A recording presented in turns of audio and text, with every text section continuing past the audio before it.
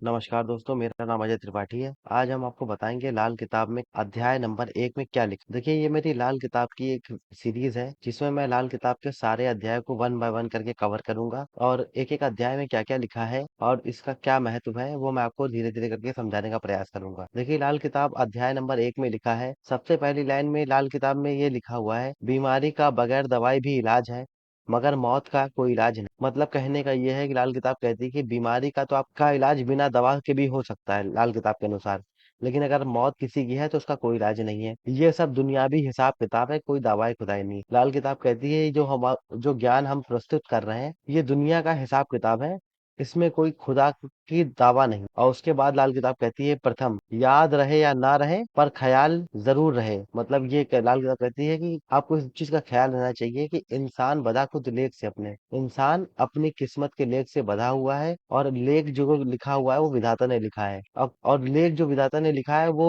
कलम चले खुद कर्म पे अपने, झगड़ा अकल और किस्मत का हो। कलम जो चलता है वो अपने कर्म पे चलता है। इंसान के जैसे कर्म होंगे लाल किताब के अनुसार वैसे ही उसकी किस्मत होगी। ये सिर्फ झगड़ा बुद्धि का और किस्मत का है लाल किताब में, उसको ही ठीक करने की पूरी विद्या है लाल किताब। लाल किताब कहती है अध्याय 1 में कि लाल किताब के ज्योतिष को बेशक मौत का दिन, भेद और बुरी आदतें, माँ के गर्भ में लड़का है या लड़की, इसका इशारा कर देगा, लेकिन अगर ज्योतिष ऐसी बातों का उल्लेख जाहिर करता है तो उसकी जीवन पे उसकी खून की खराबी और उसका मंदा असर हो जाएगा। तो जो लोग भी लाल किताब सीख रहे हैं या सीखना चाहते हैं उनको लाल किताब से मिली जानकारी को, इस तरह की किसी भी जानकारी को, किसी के मौत के दिन को, किसी के बुरे ऐप को, माता के गर्भ में लड़का है या लड़की, इस तक की जानकारी लाल किताब से मिल जाएगी आपको। लेकिन आपको इसके बारे में कोई भी किसी को भी जानकारी नहीं देनी है अगर आप लाल किताब में ज्योतिष सीख रहे हैं। तो लाल किताब कहती है यह एक बचाव की किताब है। उसके बाद लाल किताब अपनी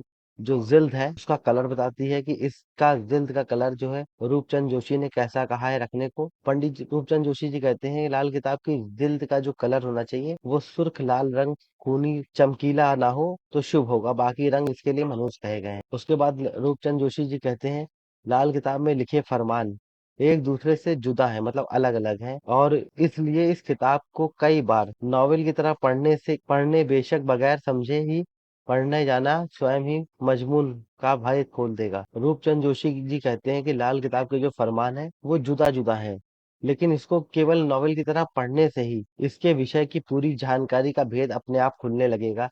इसलिए इस किताब को कई बार सुनते रहना चाहिए, पढ़ते रहना चाहिए। ये धीरे धीरे आपकी जानकारी में बहुत आसानी से उतर आएगी। अब लाल किताब में जो चौथा पॉइंट लिखा हुआ है वो किसी भी बात को मतलब किसी भी बात को आजमाने से पहले अपना कोई भी वहम खड़ा कर लेना लाल किताब के विषय को समझने में मददगार ना होगा।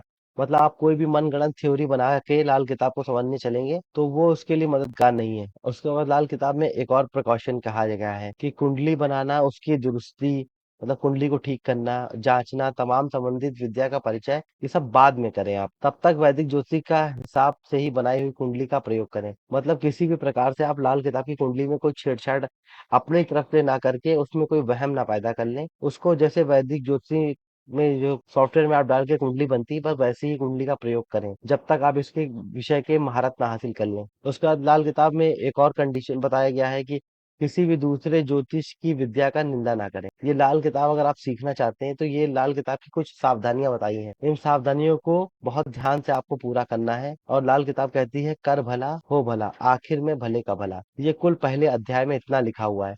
अब इसके बाद पहले अध्याय में लाल किताब में क्या बताती है कि नए और पुराने जो कुंडली है उसमें फर्क क्या होता है। नए और पुराने में कुंडली में बस यही फर्क है कि लाल किताब में क्या हो गया, राशि छोड़ दिए गए हैं, नक्षत्र हटा दिए गए हैं और कोई पंचांग नहीं लिया गया है। और जो खाना नंबर 1 में मेष राशि को लिख करके 12 ही पक्के घर मान लिए गए हैं। और लाल किताब में हर लगन को खाना नंबर 1 ही माना जाता है और उसी के हिसाब से इसको समझा जाता है। ये तो कुल लाल किताब का अध्याय 1 था। लाल किताब अध्याय में बस खाली इतनी ही बातें हैं। मैंने बहुत शॉर्ट में आपको बताया है ताकि आपका समय बिल्कुल भी जाया ना हो और आपको ये लाल किताब के अध्याय 1 के बारे में पूरी जानकारी मिल जाए। अगर आप कभी लाल किताब की बुक पढ़ना चाहेंगे तो मैं पंडित रूपचंद जोशी की, जिनको वेणी माधव गोस्वामी जी ने जो है जिसकी व्याख्या करी हुई है, उस बुक को मैंने लिया हुआ 1952 का एडिशन है। अब उसमें ही मतलब ये खाना अध्याय 1 था, ये एक अध्याय की मैंने पूरी व्याख्या करी। अब इसके बाद मैं दूसरा अध्याय की व्याख्या करूंगा और जब तक कुछ काम का नहीं आता तब तक ऐसे ही आपको बढ़ा बढ़ा करके मतलब जैसे आपने पहले अध्याय में पढ़ा, तो ये इसमें सावधानियां हैं केवल। अब इसके बाद दूसरा अध्याय जब आप देखेंगे तो उसमें जो होगा वो मैं आपको बताऊंगा इसके बाद के वीडियो में।